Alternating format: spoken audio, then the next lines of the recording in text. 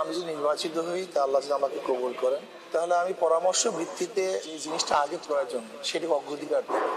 আর আমাদের যেহেতু এটা নদীমাতৃক এলাকা, এখানে হলো সবচেয়ে বেশি যোগাযোগের ব্যাপারটা সবচেয়ে বেশি গুরুত্বপূর্ণ, আর সন্ত্রাস সবচেয়ে মারাত্মক।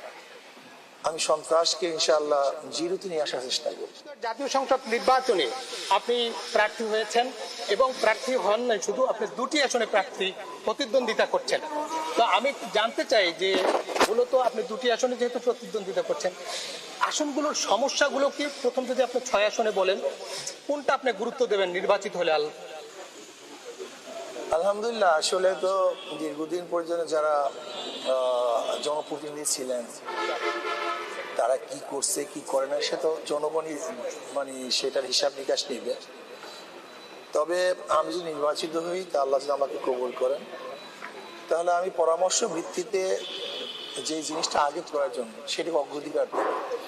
জিজ্ঞাসা করবো একজন প্রতিনিধিকে, চেয়ারম্যানকে, মেম্বারকে, ভদ্রবিশিষ্ট লোকদেরকে, শিক্ষাবিদদেরকে এখানে প্রয়োজনটা।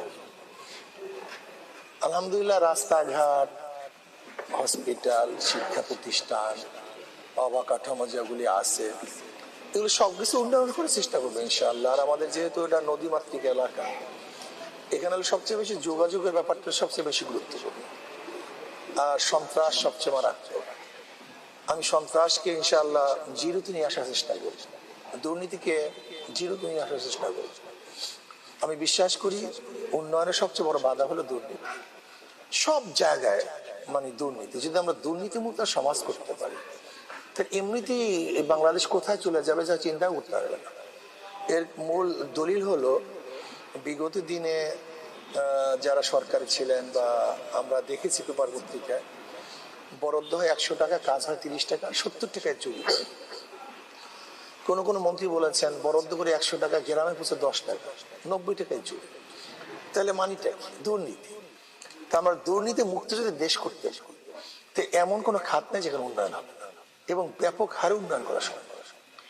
যে আপনি বলেছেন নদী ভাঙন এলাকা, বিশেষ করে বাকেরগঞ্জ 6 আসনটা নদী ভাঙন, একই সঙ্গে যোগাযোগ হচ্ছে, ইউনিয়নগুলো তো মূল যে ভূখণ্ড তার সঙ্গে বিচ্ছিন্ন, সেক্ষেত্রে এটার প্রতি কি গুরুত্ব দেবেন? আমি তো আগেই বলছি, যেহেতু আমি নদীমাতৃক এলাকার লোক, আমার বরিশাল 5, বরিশাল 6 দুইটি নদী কবলিত এলাকা। ইনশাআল্লাহ আমি প্রত্যেকটা জায়গায় যেন প্রত্যেক ইউনিয়নে গাড়ি চলতে পারে, ব্রিজ করতে পারি, আমি উদ্যোগ নেব।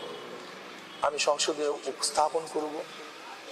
আমি সবাইকে বলবো যেন আমাদের এখানে যে সমস্ত জায়গাগুলোতে এখনো সংযোগ হয় না, সেখানে কিভাবে সংযোগ দেয়া যায় আমি সে উদ্যোগ গ্রহণ করবো ইনশাআল্লাহ। এবং যেখানে ভাঙল বেশি, ভাঙল রোধের জন্য ইনশাআল্লাহ আমি সার্বিক চেষ্টা করবো, বরাদ্দ করার চেষ্টা করবো ইনশাআল্লাহ।